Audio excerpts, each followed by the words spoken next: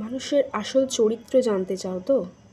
তাহলে এক কাজ করো, যখন সে তোমাকে কোনো কাজ দেবে সেই মুহূর্তে তোমাকে বলতে হবে, এ মা, আমার তো আজকের বেরোনো আছে এক জায়গায়, এই মা আমি তো বলতেই ভুলে গেছি, এই বাবা এবারের মতো হচ্ছে না গো, পরের বারে করে দিই প্লিজ, হ্যাঁ কিছু মনে করো না।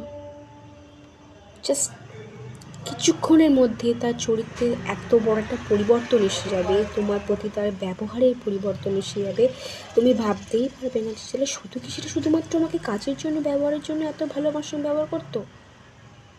তুমি জাস্ট অবাক হয়ে যাবে, তোমার প্রতি দুর্ব্যবহার শুরু হবে, তোমাকে নেগলিজেন্স করা শুরু হবে, মানে বিভিন্ন রকম শুরু হবে। তাই প্রথম থেকে একটু না বলতে শেখো, যাতে ভবিষ্যতে একটু না সইতে হয়। আর এগুলো কিন্তু আমি কোনো বাইরের লোককে বলছি না, তোমার বাড়ির লোকের কথাই বলছি, তোমার নিজের ফ্যামিলির লোকের কথাই বলছি, ঠিক আছে? বোঝো, বুঝতে শেখো। করে করে এমন পাইয়ে দিয়েছো লোককে যে এখন তুমি শুধু না বলার অপেক্ষা, শত কথা শোনাতে রাজি।